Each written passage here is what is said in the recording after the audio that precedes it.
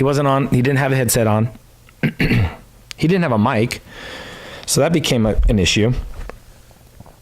And so it takes nothing away from him. It degrades the quality of what's being recorded. Regardless, I mean, obviously it's content, but if you can't understand him, or if you can understand me and Lalava or whoever else I'm speaking with, and you don't know where the question or the answers are coming from, back and forth, the other side of the conversation, it kind of sucks.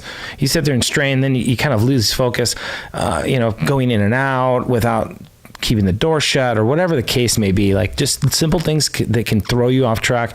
Last night, Lalava she's about to dig into a great part of like how the lighting situation at the forum was last night.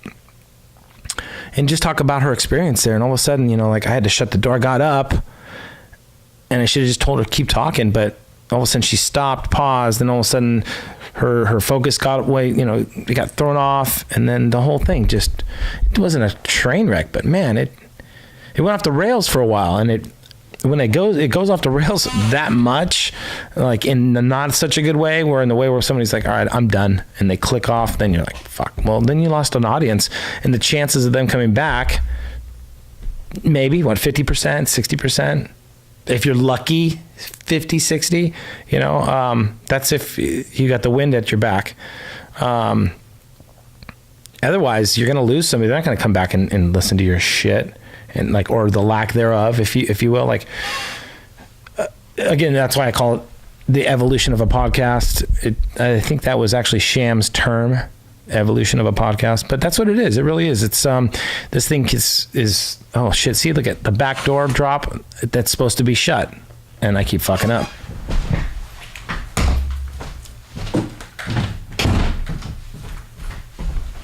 See, I saw that because I saw the LCD screens pointed towards me, so I can see the reflection, and I saw the door was open behind me, and then that sucks. That blows it. That's it takes away from whatever I'm going to produce or try to produce or practicing to produce. The more I have my shit down, the better it is. I mean, there's a lot of things that I've tried to practice for. The one that sticks out the most is my motocross career I chased. Like with anything, fighting, drawing, guitar, playing in a band, horticulture, there takes a practice. There's a learning curve.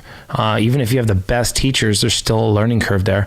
And so with me, I take the motocross as my analogy, because that's what I've dedicated the most part of my life to. One particular thing that I've gone for as a goal was motocross, and just dousing myself with it. And this is the reason why. I had to be my own mechanic, so I had to fix my own bikes. I had to pretty much be my own mechanic on my truck because I was putting so many miles on it, and I was on such a tight shoestring budget. So oil changes and general maintenance, even major builds on the engine, and kind of trying to get more horsepower. I had a four cylinder, a 22 RE.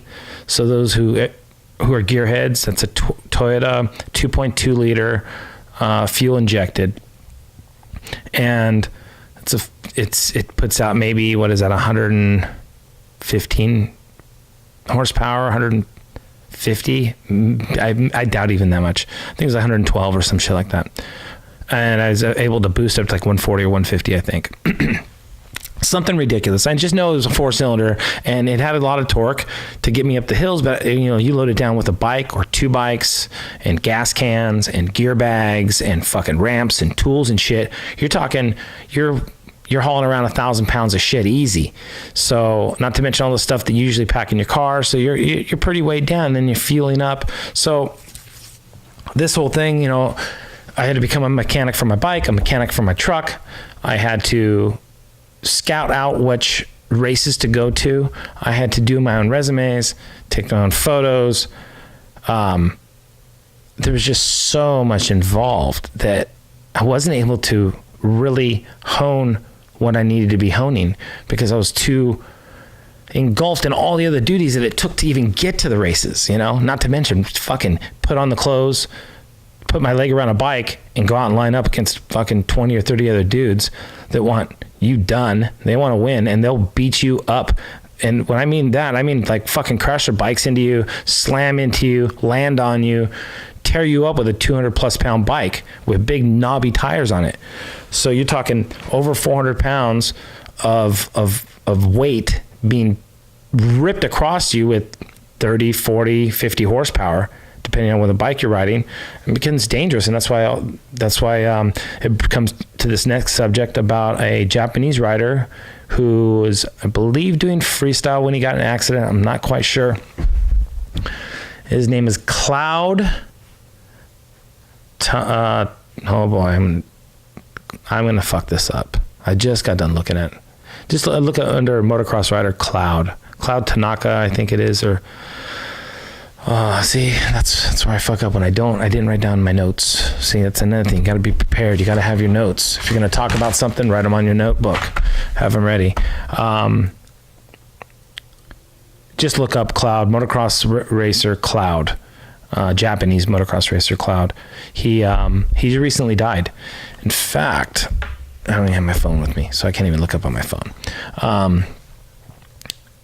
So if you look at it from that perspective, you know, like somebody who like him, where he recently passed just a couple days ago, and when he got paralyzed, I think it was like 5 years ago, something close to 5 years ago, he got paralyzed. Now I don't know the whole extent of the situation. I don't know how he crashed. I just got word of this. I just learned about this guy today, but Cloud Toda, I think is his name. Anyway, so he is paralyzed from like the chest down, from like about, they say T5 down. I guess that was a T5 rupture. So he's got no core balance. He's got no legs, no hips. Like he talks about in one of his little videos on GoPro, I think it is, or on YouTube, and how he got real depressed about not being able to walk, but he got more depressed about not being able to ride his motorcycle, even more than not being able to walk. And so he learned to he took a lot of, I guess, core physical training, physical therapy, and for whatever he could do with his arms. I mean, obviously he had to build up whatever strength he had left at the point where he could feel, and he started riding a motorcycle with like a little contraption, and like getting crossed up and jumping pretty big size fucking jumps. I mean, you're talking about a guy who's fucking paralyzed. He can't feel his feet. When he lands, he has to land sitting down. Take your chair and go just jump on your chair in your workplace, just on your ass, and you're gonna feel that shock go right up through your spine. So imagine this guy, like he's on a motorcycle hitting these like huge jumps. He's going like 20, 30 feet in the air. It's fucking nuts. And so at this point, you know, he's feeling defeated, and he decides to get back on a bike, and he's doing motocross, he's doing like freestyle, practicing for freestyle. And I guess he went to go do the X Games. Again, I don't know, all my facts aren't checked yet. This is a word I just got. But I guess he went to go do the X Games whip for special. There's a lot of guys doing like special, like, I'm not gonna say handicap because that's not PC, right? So it's like, the people who are less fortunate, they've been through accidents, okay, disabled. So there's a lot of guys like Doug Henry. He's another motocross star. Jimmy Button, who used to be paralyzed at some point, and I don't know if he's got full function yet, but I did meet him and take a picture with him at the Supercross a couple of years ago. And like there's countless other guys, and I'm sorry if I'm not mentioning all you guys right now because I just don't have my notes. I'm not prepared for this. I didn't know I was going to go full bore into this conversation. I didn't know how long this podcast was going to last. I still don't. It's almost going to be 5:00 and the show starts at 8, and I still got to get up to LA, and I just wanted to throw down a podcast. And the reason behind my podcast, you know, the evolution of.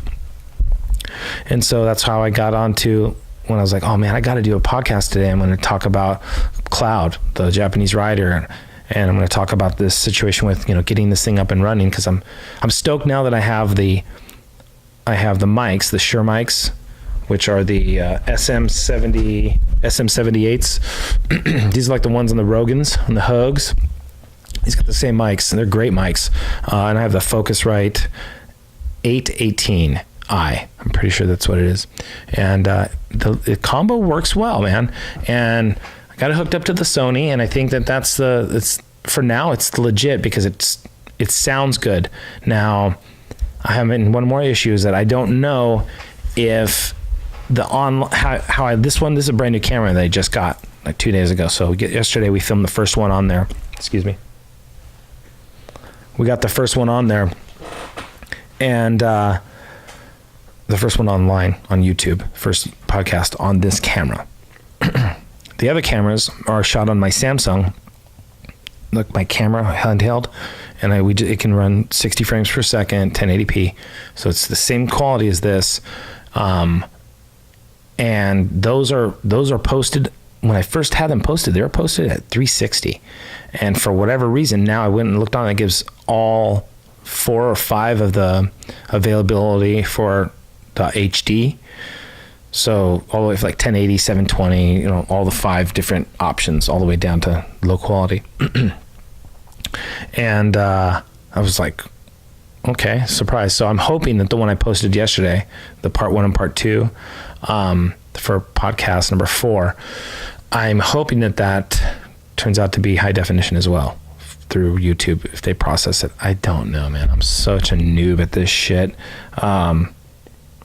So there goes my analogy with the motocross. It's like I used to watch the newbies come to the track and go, and that's what was cool. Some guys would lend a hand, and those are the guys you became friends with. People were down to help you because you're there and you're trying to figure out the motion, the rhythm, whatever that tribe, how that tribe runs. And there's a tribe of YouTubers, and there's also the recluses, the guys who kind of go about their own, they carve their own path. And I kind of want to do that. I'm not trying to fall into every other norm of a YouTuber or a podcaster. And I know a lot of people are doing podcasts now because they want to be heard and they have something to be said, and they want to talk about. Topsnap wants to talk about, and that's why I put on the 2 or 3 different podcast versions. Topsnap talks about the Topsnap podcast. I think this will be the Topsnap talks about, and keep it like that. There's another one that was part 3 that I didn't post because the camera wasn't working. My other camera, it was stopping early. I had you got to learn about some of these things. If you guys are out there, again, this is the evolution of a podcast. So this is something I just learned on your micro SD. There's a couple different rules. If it's an SDXC, which is extra capacity, you can't hold files for video and audio to work with again, I don't know if this is for sure, but to work with your phone. They won't work with your phone for video and audio and playback like online if it's not a FAT32. Okay, that's only on the SDXCs. That's extra capacity. Now with the micro SDs, the standard, but the high capacity HC, you can turn them to NTFS. Pretty sure that's the acronym, and you can hold what's the problem is that with this, okay, with a FAT32, you're maxed out at 4 gigs per file. So yesterday I was trying to get some of these cards formatted. And I'm pointing at these cards. So a couple micros in here, and then the regular SDs, and the SD adapter. These are both SD adapters with micros in them. One's a Samsung, one's a SanDisk. And I formatted these a couple different times, and I formatted them like NTFS or SF, NTSF, I think it is. And it was giving me an error. And what I was just learned last night after I finished doing the second recording, is that I found out that where the initialize button is on the camera. So basically the camera writes all the necessary code to format it for this camera so that it's smooth, less compression issues, I guess. There's a bunch of technology, and I don't even know what the fuck I'm saying in regards to that, but I know that I'm having issues, and I know that some of these issues stem from file size holding all the way up to what type of format that your card is. And if you have several different formats, you might get errors. There's a cool YouTube on how to save your cards. Don't just format them, because you can't, if you show files on there and you can't get them off, don't delete them. It's such an easy way to do it. Just YouTube. I can't get my files off of my SD card. It's basically you go to your command prompt and it's like command something disk space E : space F : or some shit like that /. Go on YouTube, take a look at it. And it was amazing. I was able to salvage a ton of photos and videos that I had on a couple cards that I could not read because they said it needed to be formatted. Can't read disk, must format. I was like, fuck, I'm losing I'm gonna lose a lot of valuable, content.